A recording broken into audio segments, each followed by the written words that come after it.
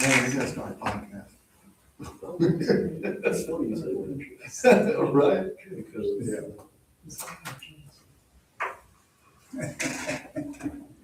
that's what I think they should do. Yeah, that's not a bad idea. No, last week I went, flew with the troopers. Yeah. They're starting right there. Yeah. From the airplane. Let me tell you something. They gave me one. I'll say that till it's done. Right. Okay, we're good. You good? All right. All right, folks, let's call the Lakeshore Hospital Authority Board meeting to order. Do we have any staff or trustee additions or deletions to the agenda? Mr. Chairman, staff has no additions or deletions. All right. I'll move on to adoption of the agenda. I hear a motion. So moved. Second. Have a motion and a second to adopt the agenda. All those in favor say aye. Aye. Agenda is adopted. We'll move on to our public comments. Ms. Lemon.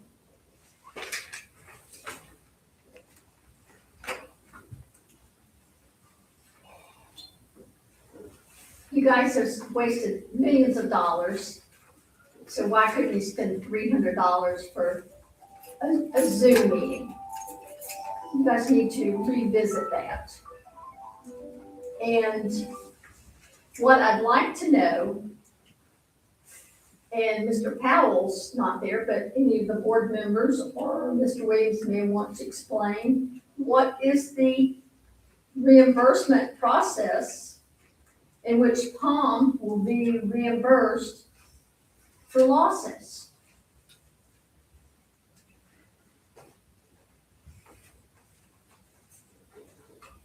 You guys signed the agreement. Do any of you know?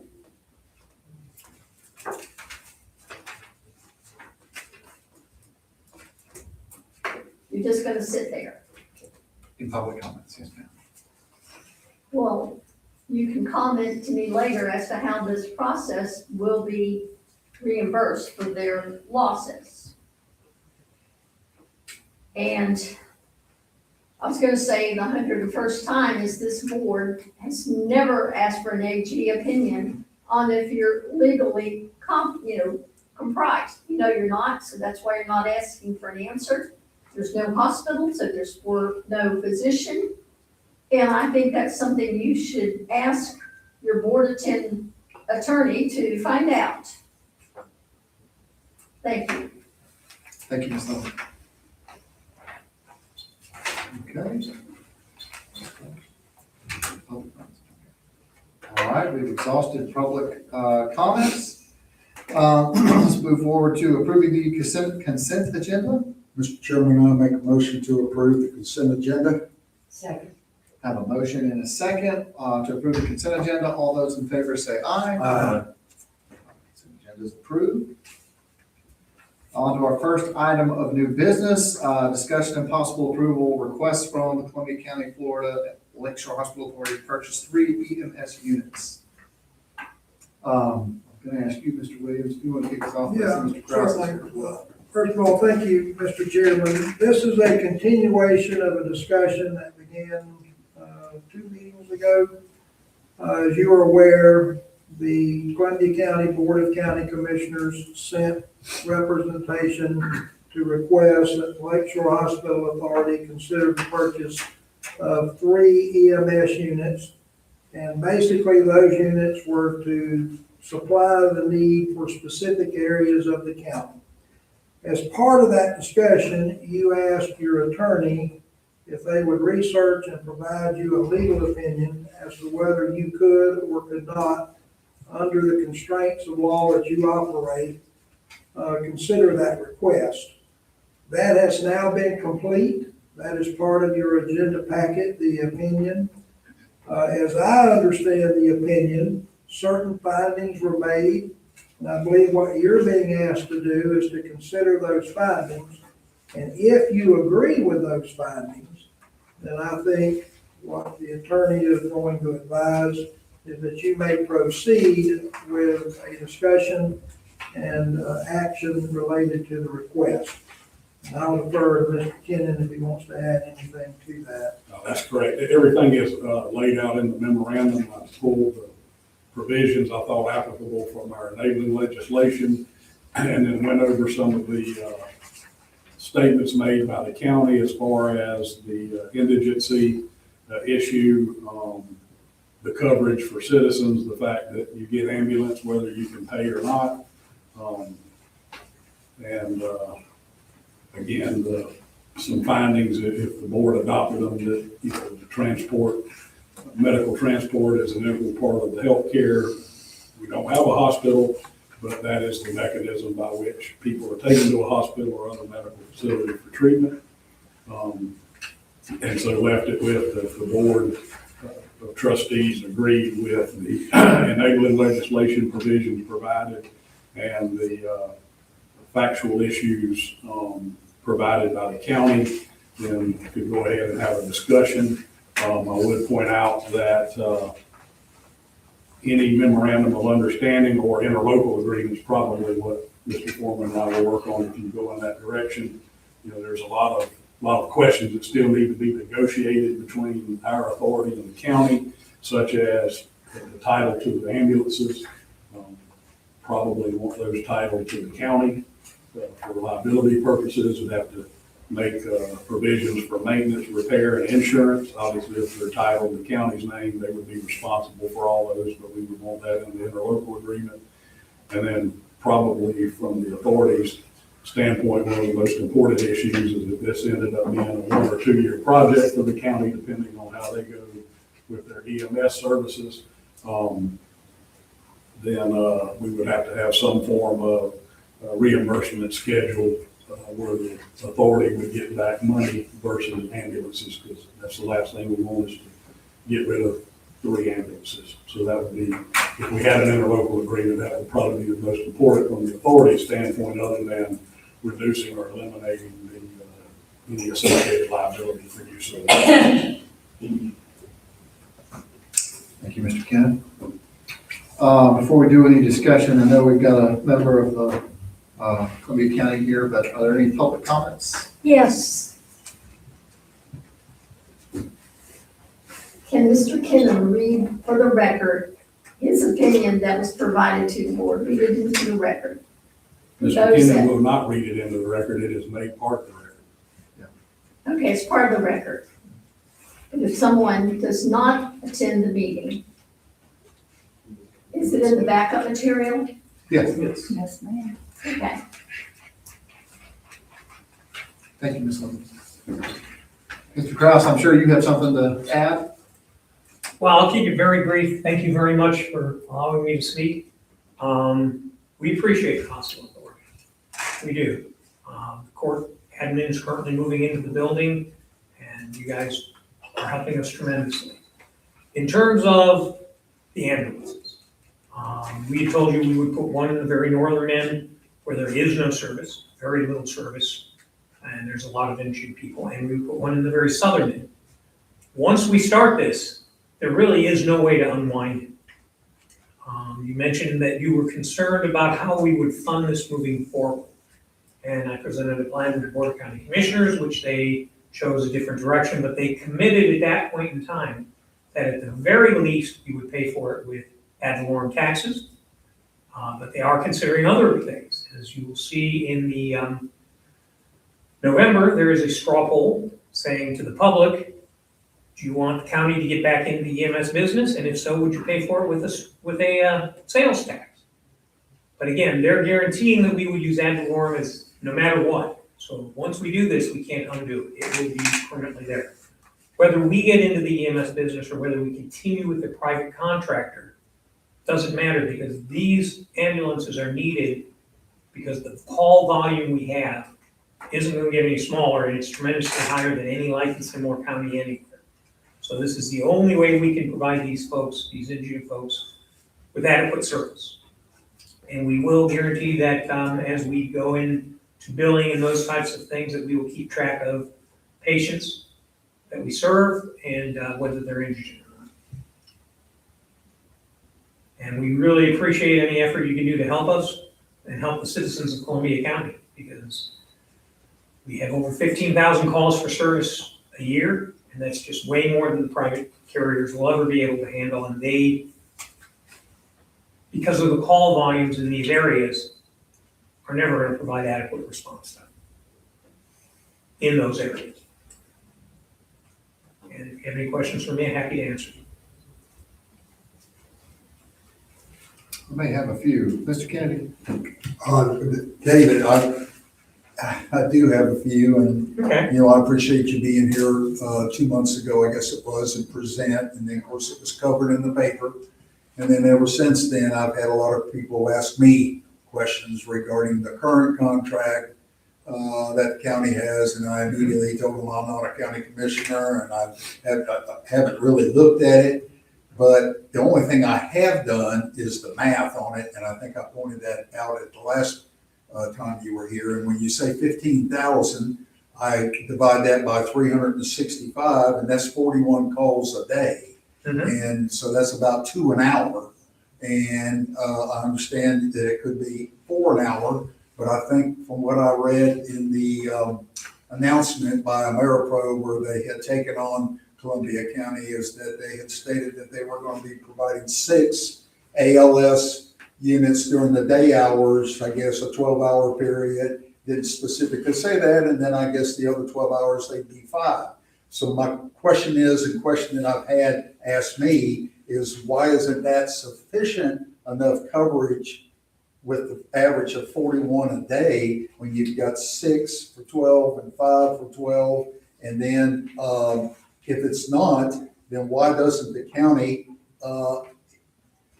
manage the contract a little differently by adding different units with AmeriPro rather than the county getting back into it? Again, my answer was, I don't get paid. I'm not a board of county commissioner. That's a question you need to ask them. And obviously whether they will, I don't know. I'm just, for people that ask me now, I'd like to get an answer so I can say, Mr. Kraus said, quote, close quotes. Okay. So like I said, we put in our budget the funding next year to fund 13 positions for these 2 ambulances. What you're really asking me is the county going to get back in the business full-time and not have a contractor, or is the county going to rely on a contractor? And what I can tell you is we have a 3-year contract with AmeriPro. There are some commissioners that want us to go headlong and build towards when that contract expires, we're in the business. Having said that, there are other commissioners who don't agree with that. They like the private contractor. That's a policy decision they ultimately will have to make. But in terms of these ambulances, these are going to be used whether we have a contractor or whether we get in the business ourselves. And once we start these 2 ambulances, you're not going to be able to not fund them. You're not going to be able to not staff them. And on the 13 positions, FTE, I'll call them, that is sufficient for 24-hour coverage for 2 ambulances, Absolutely. 7 days a week. Absolutely. There's And 2 they'll be- per ambulance, Okay. 2 per shift per ambulance, 3 shifts. So And you they'll have be- 2 ambulances, that's 12, and 13th person is a supervisor. And they'll be located, One will be located in the very far end of the south end of the county, and one will be located north of I-10. There's some discussion in terms of which 41 station we or would put 441, one or the other. on the north end. Some people are saying Swanee Valley, some people are saying Rashawn. On the south end, we have a station at County Road 18. We have a station in Fort White. So those decisions haven't been made yet, but we do know it's the very far ends of the county that don't have the response time, because a contractor is always going to focus on where the calls are. And the majority of calls are in the urban district. And assuming if the county does get back into the rescue service, because my thoughts on that were that if that's the case, why don't we go ahead and purchase 9 instead of 3? Well, we would love for you to purchase 9, but realistically, Can't do given it for 3 years anyway. nobody knows what's going to happen with Amendment 3 in November. I got you. I mean, I don't know what's going to happen. It's really hard, they talked the other week about why do we not have a 5-year plan or a 10-year plan. If you don't know if Amendment 3 is going to pass, if you don't know that in 2 years we have to have $10 million less available to us to cover costs, it's kind of hard to make that kind of a commitment at this time. One last question, Mr. Chair, on your, budget request for 26-27 for the 13 positions for the funding, has your board approved that yet? They won't approve it till September 3rd. Not until September. Well, the first public hearing is September 3rd on the budget. The second public hearing is September 17th, I believe. Those are 5:30 PM, open to the public. Thank you, sir. But we budgeted not for a full year next year. Because if you give us the ambulances, it's gonna take 6 months for them to arrive. January or February. So we're planning to bring people in just before the ambulances arrive, get them trained, so when the ambulances are here, we can roll them out. And if your board does not agree with that portion of the budget, if it's vetoed that portion, then you won't be needing these ambulances. No, that's not necessarily true. We could go back to the other original plan, which was, we would run those ambulances with firefighters, Firefighter. whether the firefighters like it or not. So They don't wanna hear me say that, I but got you. that is a board policy decision Yes. that only the board can make. Thank you. Sorry, Mr. Chair. Mr. Beal? Thank you, David. So with the city of Lake City staffing one of their fire trucks with EMS, has that relieved the contractor, AirPro, to help free up some of their, and increase their call times, or not, maybe not increase, I guess it would be decrease their call times? It may help them on their call times, but it doesn't relieve them of their responsibility. So the way, well, we have three fire trucks now that are staffed with ALS equipment. One in the north, one in the south, and one at Pine Mountain. If we respond to the call first, we can apply treatment to that patient right away. And so the patient gets treatment quicker, but we can't transport. So we still have to rely on AmeriPro to show up with an ambulance, or somebody to show up with an ambulance. So that patient can go from being treated in the field to being transported to the hospital. So, I don't know, I feel like we're still kind of getting the cart ahead of the horse. With the county commission not gonna vote on funding it until the middle of September, which is, I think, gonna be hard for them to do when it's not gonna be on the ballot until November. Some of them wanna get into it full-time, some don't. I just feel like if we agree to buy 3 ambulances right now, it seems like there's still not like a solid plan from the board of county commissioners on how that's gonna be run and how these ambulances are gonna be utilized. And when the fire chief was here, he said it was like a year to get the ambulances ordered, once they're ordered, before they're delivered. So if we wait 3 months until after the November election, you have the results and the county commission is able to, it's 3 months. Now then you have a whole other budget year that you don't have to fund it. You know what ambulance 3 is gonna look like. You have more answers to whether, to kind of see what the county's financial situation is gonna look like and how they can fund EMS.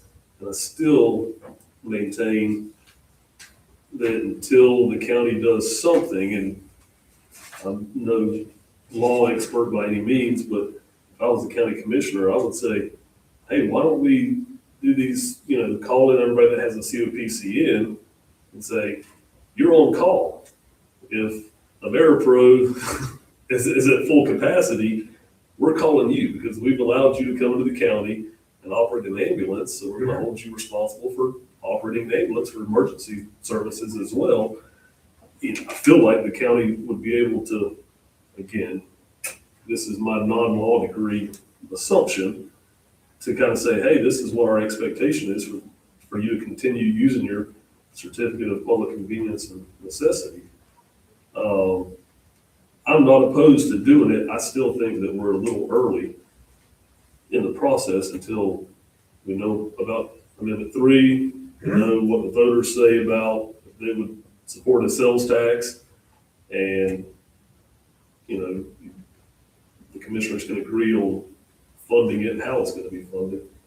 that's me personally, I'm still not opposed to it, and I think this board will have the same amount of money available November, December as So what, we do now.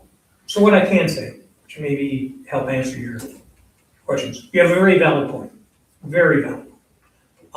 The issue is twofold. They've committed that they're gonna fund the ambulances if they have to use property taxes. The question isn't if they're gonna fund the ambulances or fund the staffing of the ambulances. The question is, how are they gonna fund staffing of the ambulances? So even if Amendment 3 passes, they've already said, we are going to fund staffing of these 2 ambulances. In terms of using the COPCNs, it's certainly something we're looking at, but here's the issue. Most of the ambulance companies that have COPCNs that do transports are in the city. They're not out in the very northern end of the county. They're certainly not out by Georgia. And they're certainly not out by Rhode Island. So that even if they were willing to respond, they're not going to be able to help these patients, these citizens that are out in the remote areas. The other thing is, we do call them, and a lot of times they'll say, well, we're already on transports. We don't have anybody available. So even if we say you'll take 911 calls, there's no guarantee that they'll be available and they're not on transport calls. So again, these ambulances aren't meant to replace what's in the city. They're not meant to replace interfacility transports. They're literally meant to handle the very far extremes of the county where it takes forever for a citizen to get medical care. I don't know if that helps or not. I still think it'd be hard to fund it with property taxes if there is no more property taxes come Well- with Amendment 3. I mean, that makes it a little. One of the things in Amendment 3 is it limits what you can spend property taxes on. EMS is specifically included in the things that you can spend property taxes on. It really cuts out a lot of the other stuff. I don't know, again, if that helps or not. Do you have, are there any other contracts in the county where the county supplements the contracts? I mean, I guess I'm having a hard time wrapping my head. Again, I'm not opposed to it all. I just can't get my head wrapped around the fact that the county agreed to a contract with the provider. And I'm sure if they went back and said, hey, we want you to bring in more ambulances, they would say, sure, but it's also going to cost you more. So does the county really need to pay for maintenance and repair and insurance and everything on 3 ambulances if the contractor will do it and you pay them a supplement? I mean, you know, how much it's gonna cost to operate these 2 or 3? Could you not give it to the contractor and say, we want you to have X amount of ambulances now? So we don't view it as supplementing the contract. The contractor still has the responsibility to meet its times and to answer the calls.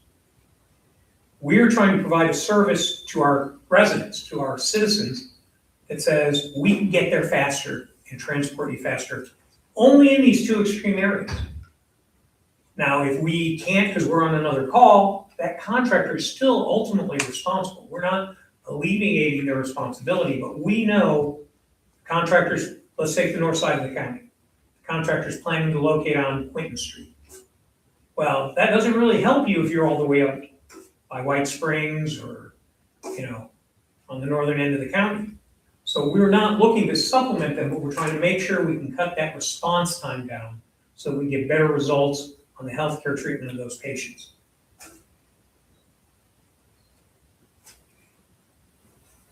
And you don't foresee these ambulances being used in town at all? Not if I have my way. Now, if I'm not here, I can't guarantee anything, but if I have my way, this is strictly for those rural areas. And that's why we're asking for it.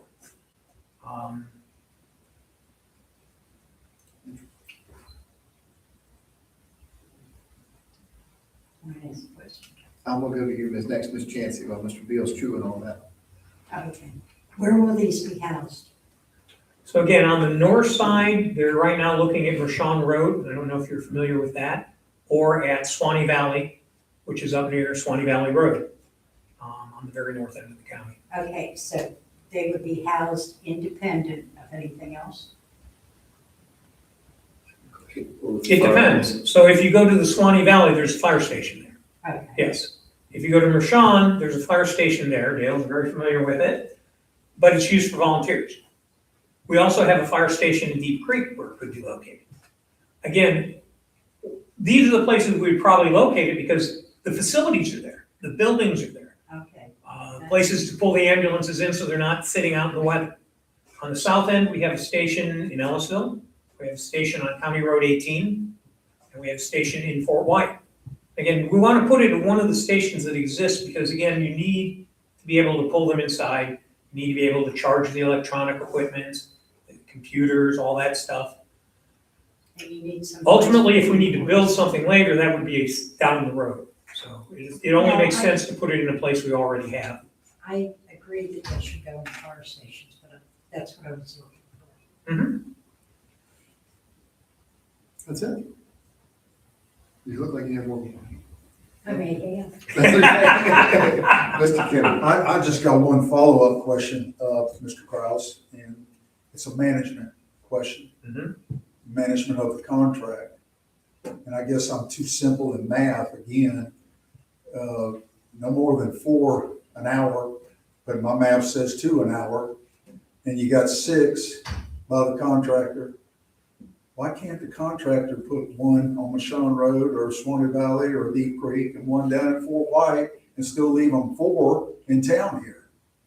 I don't understand that. It's based on And that's where, a question that's asked of me, and I tell them to go and talk to you, but obviously they haven't. so it's really a question of, if you look at, I guess you can call it a heat map, or a map that shows you where the calls for service are. Any contractor that's in business is going to try and locate as many ambulances where the majority of calls are gonna be. Now, if you talk about going north, you have calls, you have citizens that pay the same amount of taxes, they have life-threatening injuries, you've gotta respond to them. But a contractor that's in business isn't gonna put an ambulance up there because they'd sit around more. But he's So it's still, really based on, they're gonna locate their ambulances based on where the volume of calls are. and I understand. And we're looking at providing it for the people that don't have the volumes of calls. But management is looking at them to responding to all of those calls appropriately in time. So I would think that you would want them spaced out and look at the geographic area yourself where the calls are and insist that management of contract, you got 6 in the day and 5 at night, and they need to be spread out. Maybe I'm wrong. Yeah. Just a thought. Well, that's why they haven't moved any further north I got than you. Quinton. Yes, sir. I mean, literally, they're trying to acquire from us a building next to the jail. And that's as far north as they're planning to locate an ambulance. Because they figure from that, they can drive to any of the northern areas, or they could drive to the western area. Gives them more coverage, but it also gives them more distance, which means more time. Right. Well, I'm sure your 5 board members will be looking at those aspects, and when it comes time to decide if they want to get back into it themselves, it sounds like it may be more feasible for the county to do it. That's why I say it was 5-9. Just my thoughts. Thank you, Mr. Chairman.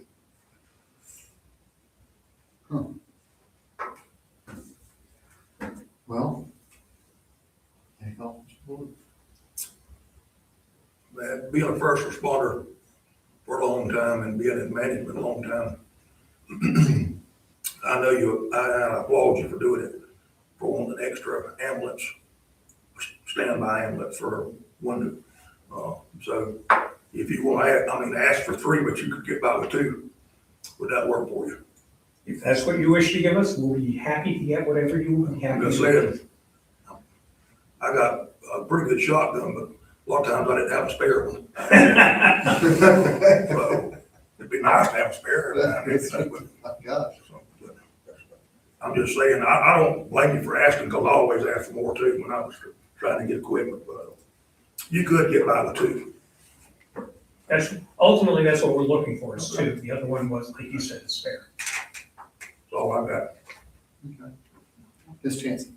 I can see us moving on this in November, after we have all the answers to all the things. But I don't know about the rest of you, but I have seen a lot more firefighters taking care of pickups to hospitals and stuff like that recently. And, I mean, if the fire truck pulls up in your yard, everybody around you thinks there's a fire. You gotta run. You know, literally, you know, they're all scared for their own property. But the fact is, they are responding more and more often. We just do not have enough EMS service. I don't know what the solution is. We've always had a problem in the north. Mhm. And the far south, it used to be, I don't know whether you still can, but they could tap into LSHA account, but I don't think they can do that anymore. To further state what you're saying, the fire department can usually get to a call faster than the ambulance service, It's because of the drivers. because they may be at the hospital clearing up from EMS, or from dropping a patient off, or something else. They have a dynamic staffing plan so that they move people around as calls are out there. But typically, if you pull the stats, and I didn't bring them with me, I apologize, the fire truck with the ALS engines always get there faster. They stabilize the patients and get them ready to be transported. Yeah. So you're right, you see a lot more fire trucks responding. Mr. Kennedy. Mr. Chairman, I'd like to make a motion that we table this agenda item for possible further discussion and possible action for our December board meeting. I'll second that. Have a motion and a second to table this item until the December meeting. I'll do a roll call vote on this one, Ms. Jensen. Yes. Mr. Kennedy. Yes. Mr. Field. Yes. Yes, but I'd like to go on record to say too this, I don't think anybody up here is opposed to buying ambulances. I don't think that at all. No. I think that if circumstances work out, that we would be amenable to buy ambulances and help you out in those. Being from a rural area, David, I can appreciate those folks in service. And, I'll second what Mr. Bullard said, except I'd like to buy 9 of them. Mr. Chair, I'd Yes, like sir. to just say for the record, we really appreciate your consideration of this issue. Well, I don't think it's over either. I'm certainly. No, I think. willing to. I just think we've got a few questions that still need answers. Mr. Chairman, Yes, sir, Mr. Williams. I'm trying to help David out. In December of 2026, when this item reappears on the agenda, what specifically do y'all need David to verify for you where he can make a final decision? Do you want him to be able to come and say, we have an approved budget and these positions are funded? Or is there something else that you want? Mr. Field. I don't know that it needs to be funded in the 26-27 budget. I think it needs to be budgeted in the next if it's gonna take a year to get the ambulances. But they have a plan of where that money's gonna be coming from specifically, and who's gonna be staffing it, where they're gonna be located, and I'm still very interested to know that whenever it drops a patient off, is it gonna go back to the north or south end of the county, or is it gonna make a couple calls on the way back, and then the call comes in from the north or south? You know, so kind of a plan of how the county's EMS operations is going to look and work. Okay. So in addition to the 26-27 budget, and I assume David is going to verify the lead time to get an ambulance. If they expect to get them before September 30th of 27, they will have them to operate for whatever period of time that is. And he is proposing a floor budget to his board, which covers that expense. The following year, which will be 27-28, I'm hearing you say we also want to know how you're going to fund them for the full year. Because at that time, they will know about Amendment 3. And of course, Amendment 3, if it passes, will go into effect with the 27-28 budget year. Correct? Sounds right to me. So David, Mhm. I think what they're looking for is not only your 26-27 funding plan, but your 27-28. Mhm. And they want to know specifically locations on the north end or the south end where these are proposed to be located. Not a problem. And if Jeff and them have an operations plan developed for these units, I think they would like to see that. The questions that's come up about, okay, one of these units responds to a call, are they going to hand that patient off to your contractor? Or are they gonna bring them back to the treating facility? Whatever it may be, I think I'm hearing a lot of questions that fall in the operations plan. So what I can say is, they would take it to the hospital, the patient to the hospital. So the patient doesn't have to sit there waiting. The whole point of the ambulance is to transport them. No, I think specifically. And then they would have to immediately go back to their home base. They would not be running calls for the contractor. If it's up to you though, Yeah. right? I have a lot of say. Well, and again, and that concept is good, but when you got an emergency going on, or there's, other things going on, and it's all hands on deck. I mean, you can't say, well, yeah, you can't stop and help if you're in the middle of a hurricane or something. I mean, you gotta be logical about that. So, that kind of stuff comes up. It can be worded in such a way that in the absence of, if you had a 14-car wreck on the interstate. Extenuating circumstances. We'd obviously want them there, but it'd be in the absence of, an emergency, they Sure. would be expected to return to their point of origin. Well, it's not entirely different from law enforcement. The only reason I know is most 32 years, I too had to oversee an EMS unit. But the averages, it never works that way. You don't get calls spaced out on averages. And what Jerry said is absolutely true. All of a sudden, everything happens, and you'll get 2 days worth of calls in 1 hour. And what the county's been fighting with, and I know because I go to a lot of their meetings, is they have call stacking. I use the word stacking. The terminology today is zero. Yeah. I call it stacking, where you have calls that are in the queue, but there's no unit to respond to them. Now, it's true, if you take all the calls and you average them out, you go, well, geez, that's very manageable. You can do the very same thing with law enforcement, but calls just don't happen like that. And that's the trick to it. Now, David can supply you with information about call stacking or zero, whatever y'all call it. And it's significant in Columbia County, is it It is. not? And we can even give you time of day, day of week, call stats, if that's what you want. But I think, And my thought is that if we get that information, we're gonna see the majority of that is in the urban areas. So I still feel like, and I'm not opposed to it, but I would rather know up front that these ambulances are more than likely going to be in the urban areas where all the calls happen.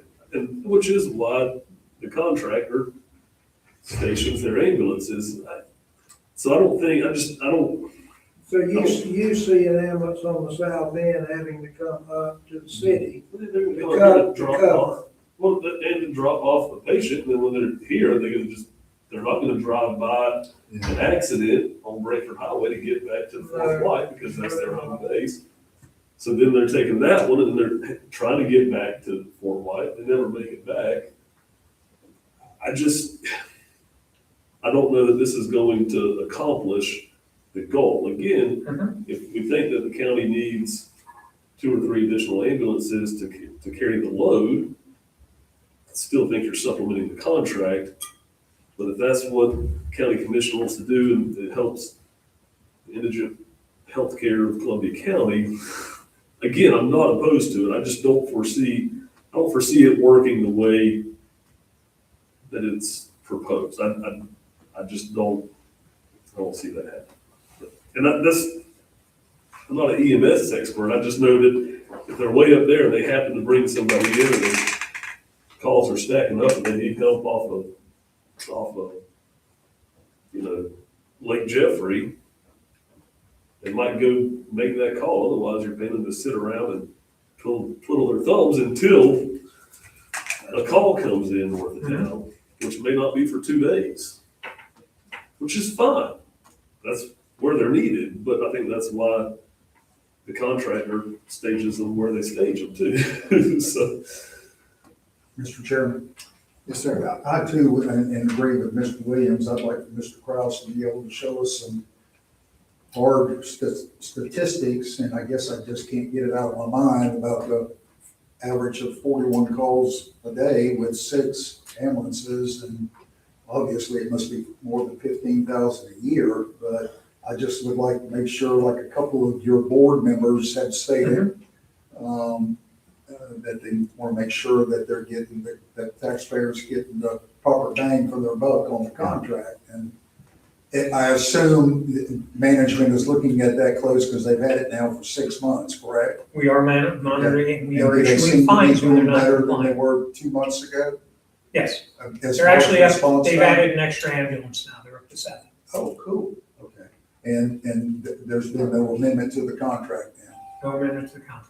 Wow, maybe you can talk them into 8. Anyway, we did a good job on 7, I mean, but. Then you only got about 8. Yeah, exactly. You're smart. Yes.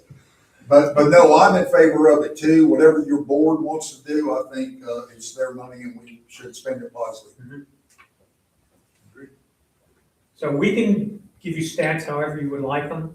We have the call for service data. We can split it up any way you'd like to see them. If you have any suggestions you'd like to see, we'll be happy to provide them. I We think can do the Brandon, time of day, we can do day of week, district by fire district. I think Brandon wants to do a ride along. There you go. We would love to have you. only if you go with me. I'll go. I've ridden in the ambulance, but it was always in the back of the ambulance. I don't like those rides, they're too expensive too. The county has even produced some countywide maps where they sort of pinpoint calls Mhm. for a period of time. And, you know, if you're looking for one sheet that sort of explains what goes on in Columbia County, that's a pretty good one. We can get that to you. Do you recall, I believe 2 months ago, the fire chief may have mentioned the cost difference in one of those fire truck EMS combos. Do you recall what that was? Yes, the ambulances that AmeriPro use is significantly cheaper, but there's not as much space, so you have less. I mean, It's real cramped to try and treat them. I mean, like the fire truck ambulances, like the ones that can respond to fire calls or EMS, like Gainesville Fire Rescue. So a fire truck that has transport ability. Right, yes, I'm sorry. I'll have to look it up, I Quick don't know. response unit, David. Hmm? Quick response unit. I mean, I'll have to look it up, I don't know. I just wonder if that wouldn't be more economical, that way it's going on fire calls, and if you send a fire truck to a EMS call to stabilize them anyways, then throw them in there and get them to the hospital. They're expensive. Or gas. We can see what LSHA will pay for them. Again, I don't know, I mean, that could be completely out of line, I don't know. Just seems like if, especially if the fire department may be operating, Mhm. Potentially operating them, then kill 2 birds with one stone. Save one patient. Yeah, ambulance, I guess. So we'll reach out and we'll get you that information. Ms. Chancy? I have 2 questions. One is for you. Mhm. The people that we contract to, are they all located in one space? No. They're different places in the county? Yes. Okay, that's the first thing. The second thing is for my board members. I have no problem getting the ambulances. But if they decide to get out of the ambulance business, I think what they should be is transformed into something, maybe with the fire department, and that should go in our agreement with them. Fair enough. That's fair. But I have a feeling it's like anything else, once you get into it, it's gonna be really hard to get out of. That's that, yeah. I would prefer seeing the county doing it. I think we've exhausted it, folks. Thank you again very much. Thank you, Mr. Kraus. All right. Move on to our next item, discussion and possible action for the year ending our 26-27 budget workshop and review. Okay, thank you, Mr. Chairman. First, a number of comments. For most of you on the board, ever since you've been with the board, you've had three funds relative to this budget, which you've had to approve and manage. For Ms. Chauncey, who goes back a little bit further than you do, she can remember when the authority had four funds that they had to administer. Well, all of that is now gone for the upcoming fiscal year. You're only gonna have one fund, and we've titled that fund the Lakeshore Hospital Authority Health Services Fund. So all the funds you've had in the past are now gone. The reason for that is we have, of course, gifted the buildings, with the exception of one, and we will talk about it in a minute. And we no longer have individual line item expenses for those buildings. That has all been transferred or canceled, with the exception of one bill on the admin building, our old admin building, which I will explain in just a minute. So we think next fiscal year, which by the way, as you know, begins October 1st, will end September 30th, 27. It looks a lot different budgetarily speaking than anything any of you have done up to this point. So I want to make sure that's understood and known. The second thing is we do not know what the future of the authority is. We don't know what the 27 legislature may or may not do. So we took none of that consideration. This is a one-year budget. And obviously, if something happens which changes it, it will be amended accordingly. But the budget was prepared as a one-year budget. So, having said that, there's a few line items in this budget that I want to point out to you because I think they're the line items that demand explanation. One is interest income.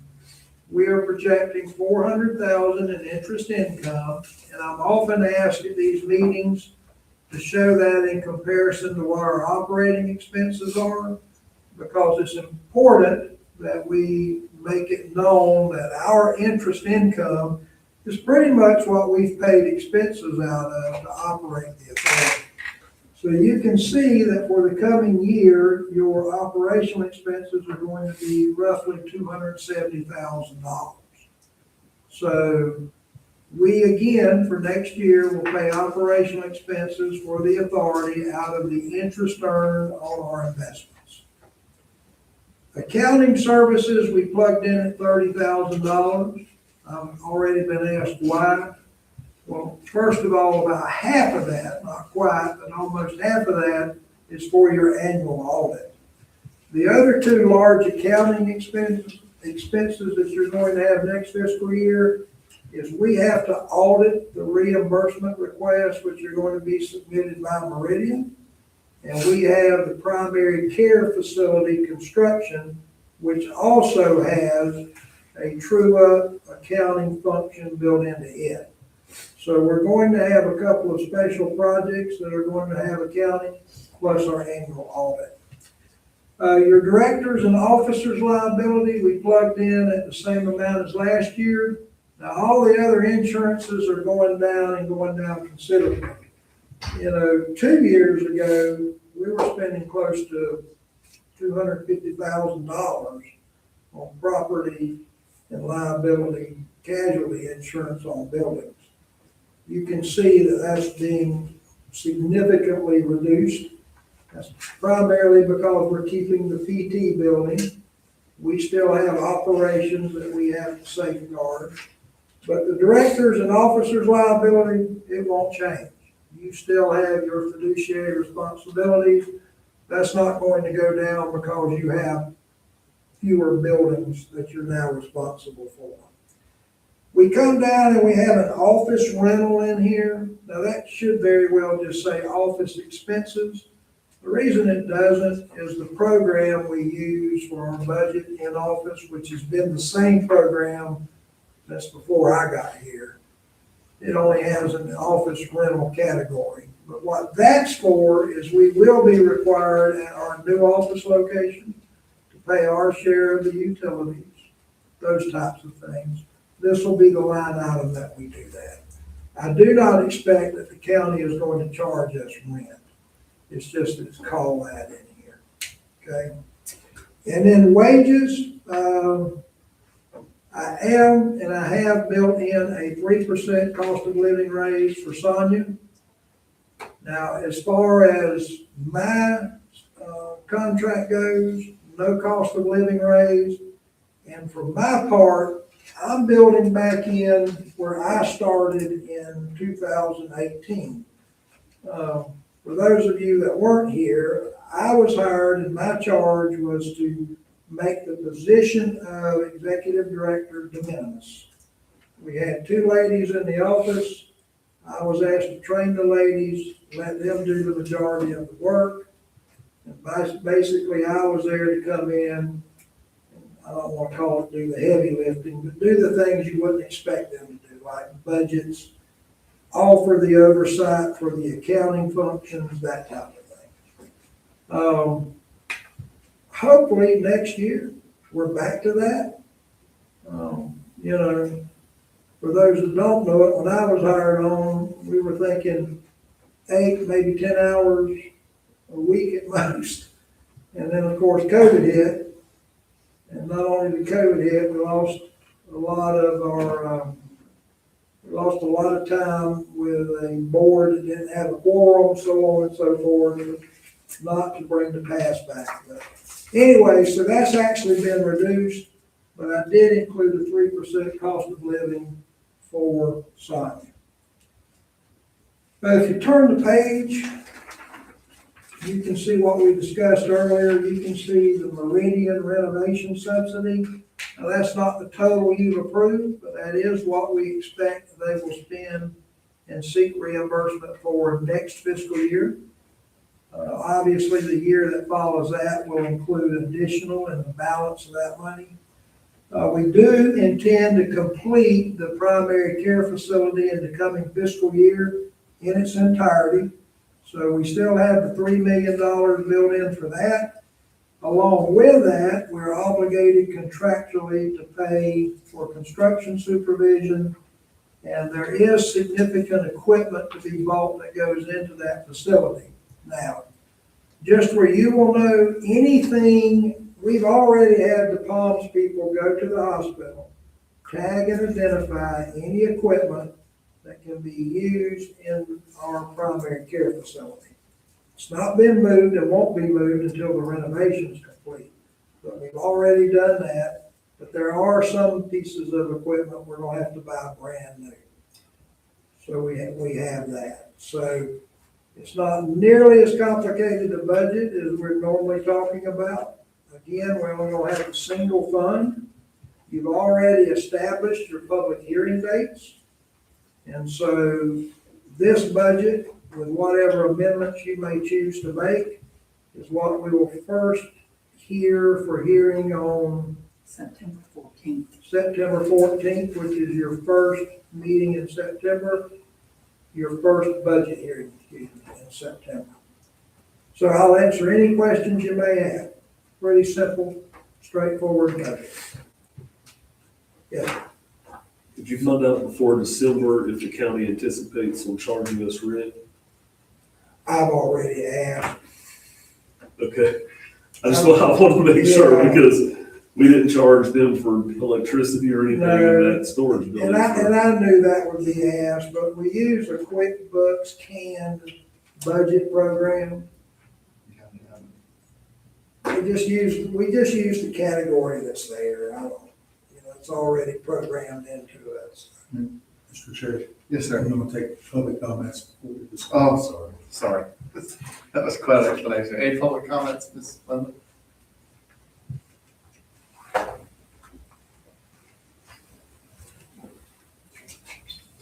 We're having to spend a lot of money on the primary care building for Palms. You guys should have just given them the building and you wouldn't have to worry about any of this. Thank you, Ms. Linda. Mr. Kennedy? One last thing, I did not answer Ms. Lindley's question from public comments earlier. The agreement, Exhibit C, covers the reimbursement and how that works. There are many parts to it. I can't quote it verbatim, but I'll ask Sonia to send you that, and it will give you the answer that you seek. Really didn't make sense, but maybe that will help. Yes, sir.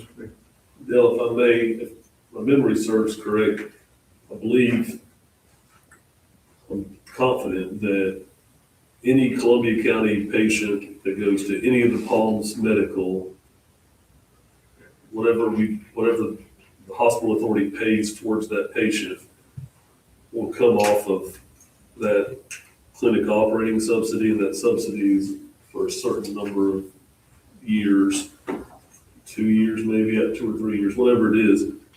But I know that it was negotiated where not just specifically for that clinic, but any Lakeshore Hospital Authority approved patient at any of the facilities will come off of that subsidy. It's not just for that one clinic. I do remember that. Yeah, going back to when this was discussed, there's a set number of patients that this facility is expected to see and to treat. And that's based on historical numbers. One of two things is going to happen. Either you're going to have to pay some of the subsidy for the given number of years because it's too slow, the numbers of patients aren't building up, or it's going to get to a point where it doesn't matter. It's theirs anyway, no subsidy, other than us paying for those that qualify for our program. Now, if it catches on and it does really good and a lot of people start using it fast, the subsidies will go away faster. But it's like any other business, you're giving them time to build up to the business model that you want. And that's the reason these were in there. Mr. Kennedy? Mr. Chairman, Mr. Williams, would you please explain to the board the discrepancy between the total beginning cash being listed at $13,750,000 compared to the current as of July 31st, $16,774,000. I don't want my fellow board members to think that that's payment to the Secretary Treasurer. Well, that's a good question, Mr. Kennedy. Here we go. A budget is based on the manager or whoever is presenting its best estimate and guess for the next fiscal year. And in my mind, I just had y'all buying ambulances. So what I did is I just deducted some money for the purchase of the ambulances, where what you saw on the proposed budget would be much more realistic.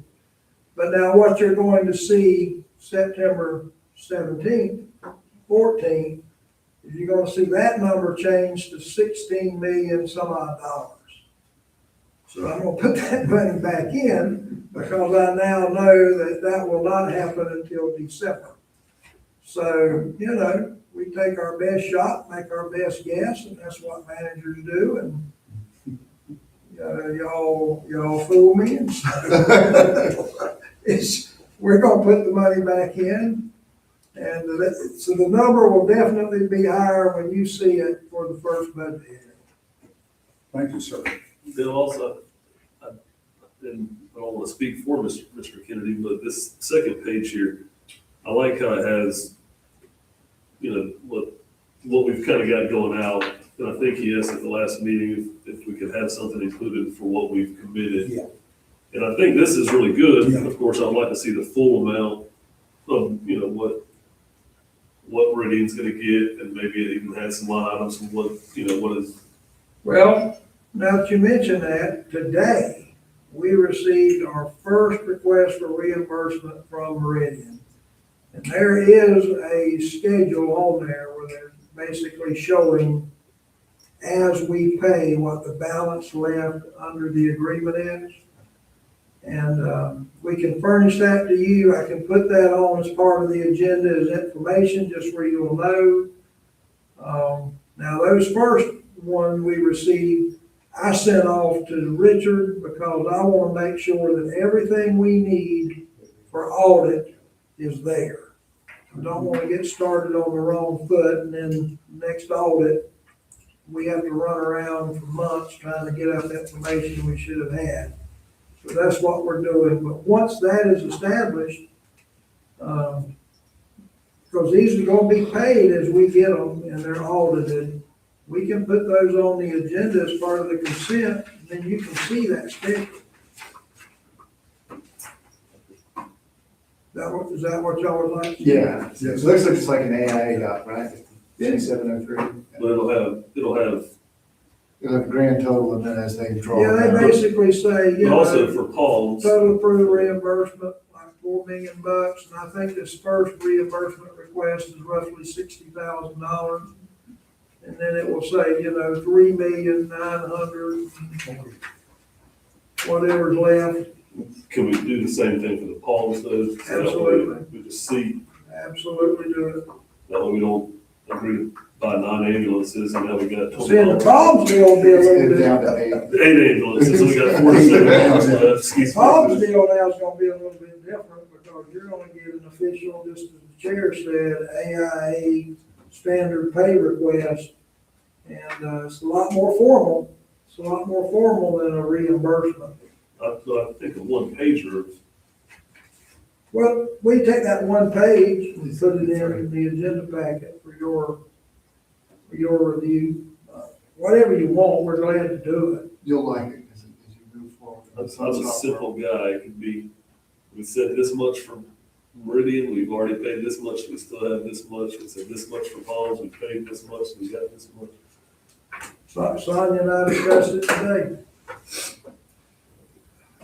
That's all I got. Any other comments? All right. We'll move forward to our next item, discussion of possible action. Okay. I was gonna say, yeah, It was to give you the information, so you'd be prepared. I didn't for it. Okay, thank you. discussion of possible actions to request from the UF regarding the waiting room furniture, Mr. Wade. Yeah, I mean, you have this request in your agenda packet. It was received from Mr. Brooks, Marketing and Communications Specialist. They are looking for some furniture for waiting rooms. I guess they were told about the hospital from Meridian, what I get to understand. They were not part of the approved gift list that y'all approved. Y'all approved schools and college and so on and so forth. And so, I don't feel like I'm at liberty to tell them yes or no. To be honest, I don't think there's a whole lot of quality waiting room furniture over there. But if you want me to invite them to come look to see if there's something that they may can use, I'll be glad to do it. But I did not want to do that without your consent. Okay. Public comments? No, Thoughts of the board?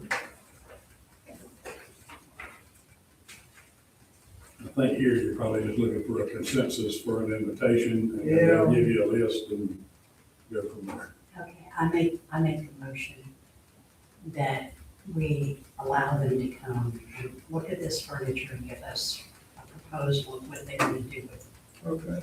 or how they want to obtain it. Start carrying it. Meridian doesn't want it, right, or do they? No, Okay, Meridian has claimed all that they want. okay, The primary care facilities claimed all they want. Florida Gateway College has gotten and removed their items. Both Columbia High and Fort White and Belmont have done the same.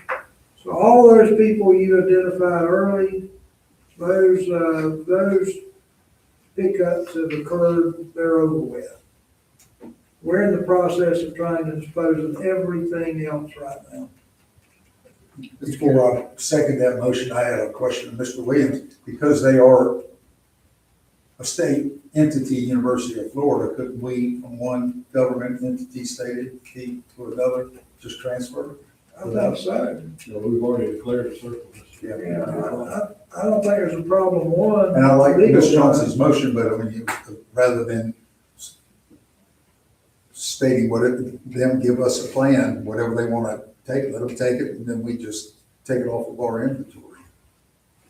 Because we're gonna have enough to get rid of. Yes, ma'am. Do we? I may be wrong, I mean, it would, So you just need to amend your motion that they can look and receive that which they, They can put Desire. it take. as long as they properly document it. Correct. With Yes. a letter to Mr. Williams stating we're taking the following items, yes. so he can cross it off of his inventory. I'll second that. we have a motion and a second to Yes. offer it to UF. They can take what they want, they can transfer it. So I'm gonna say all those in favor. I- Aye. Aye. Motion passes unanimously. All right, on to our next item. Request for approval, renewal of the treasury note, $8.2 million for 12 months. Mr. Williams. Yeah, first of all, please understand that you're actually being asked to approve an action that I just took an administrative, or made an administrative decision on. This particular T-bill expired in between meetings, so that meant the interest rate, if we didn't renew, was going to revert to 1%. And even though it was a few weeks, that just didn't make sense to me.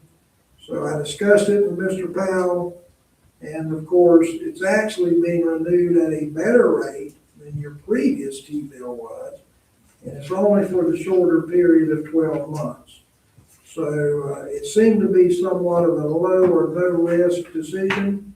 So I did go ahead and renew it, but I obviously have an obligation to disclose that and ask you to approve my action. I'd be looking for a motion to ratify the renewal of the T-bill identified in the agenda at 4.07% with Raymond James. Public comments, Ms. Lilly? No, just do it. Thoughts on the board? Make a motion to ratify the renewal of the T-note for $8,238,000 for 12 months at 4.07% with Raymond James. Second. Have a motion in 2 seconds. All those in favor say aye. Aye. That motion passes. All right, on to our next item, discussion of possible action, the Ring Power invoices. Mr. Williams. Thank you again, Mr. Chairman. First, please note the dates of these invoices. After Dwayne resigned, our facilities director, and we were in the process of doing the closeout, we found on the computer these two invoices. So my initial reaction was because they're several months old, these invoices probably were more like quotes, not invoices. But long story short, we contacted Ring Power, and Ring Power said no, that these are payables to them. Well, we no longer had a facility director who oversaw the work, so then we had to take the time to make sure the work that was invoiced for was actually done and completed. And we determined that it was. So now I have two invoices, both of them several months old, that need to be paid, but I really can't pre-audit these and have the person who oversaw the work sign off on them. So I placed them on the agenda to get your approval to pay the invoices. Okay. Any public comments? What does Ring Power do for you? Generators, Looks like they replaced generator tanks. Okay, Why do I get 4 bills? now, The parts and pieces of the tanks. You know, each bill is 2 pages long. Yeah. Okay, Yeah.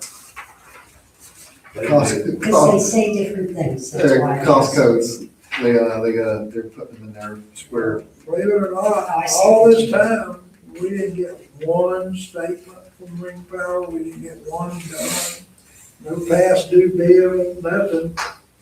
And when Sonia called, they said, well, you know, y'all are good customers, we just thought you'd get around to it or something. So, Well, and is it because it was sold to Shands of Lake Shore? They did Yeah. that wrong. well, you know, we get a number of those because the accounts, they did business with the old Shands. Yeah. They never do change the name. And that isn't our fault. That's not our fault, I mean. Chair, Yes, sir, Mr. Beal. make a motion that we pay the two Ring Power invoices in the amount of $19.29.78, and $5,229.46. Second. I have a motion to, pay the invoices from March 6th and March 6th and June 2nd. All those in favor say aye. Aye. Motion carries. Okay. Is that the last of our bills? Now, Is that the last of our bills? I'm sure there's. yeah, we're fixing to talk about some of that. He guarantees it to the next comment. Yeah, no, we're good, we're doing pretty good. I'm sorry. No, I was just saying, update, we go ahead, we're just going on to the next item. I think the best way for me to do this is to maybe take it by building.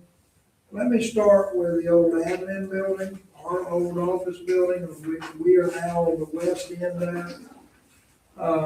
All the bills related to that, all the contractual services have been transferred or canceled, with the exception of the elevator. And we're working, the county has to get a new license before it can be transferred to the county. That's the only one. But I want you to know of all the, you know, the utilities, whatever else may be related to those buildings. We canceled the yard maintenance, all those things you would expect we've done. The only thing pending on that building is the elevator contract. If we go to the 2-story women's center, which you gifted to the college, it's been gifted. Everything has been transferred. We have no residual billings on that. Everything that we owed for has been paid. Everything is now their responsibility. We continue to own and keep the physical therapy building. That's going to become the new primary care center. So we do continue to have a utility bill for that building. We continue to have a light bill. We continue to pay insurance for that building. All of those things that you would expect. But that is the only building, physical building, that you have left in your inventory as hospital authority. The hospital. We no longer have any monthly bills related to the hospital. They've all been transferred. We are still, however, in the process of removing what we call the FF&E from the building. So, right now, and I think I've told you at previous meetings, there's only one serviceable elevator and there's 4 floors. You pretty much have got to bring all that inventory down and stage it on the first floor. There's more inventory than there is floor space, and that's a big,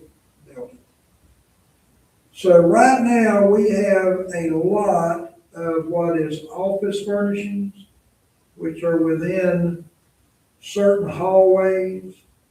We are in the process of selling those as one lot. They need to come out, it needs to go, we need the space.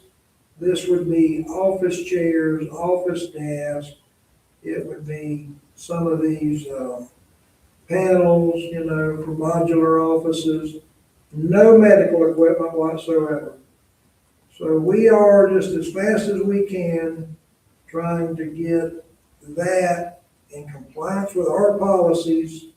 We're gonna bid it out, we're gonna sell it as a lot, and the people whoever gets it can come, get it out of there. We're gonna give them like 3 days to get it. But, look, I mean, I've become a problem for Meridian and what they're doing. I know I'm a problem. I got to get this stuff out of there.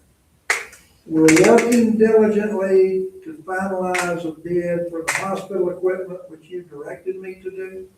And then there will be other items, more office equipment, for example, that we're either gonna sell the same way we're selling this initial lot, or we'll do it as an individual auction. I don't know yet, but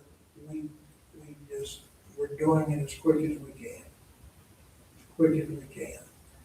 So if you were to go down there now, you're going to see a pile of stuff in the hallways and et cetera.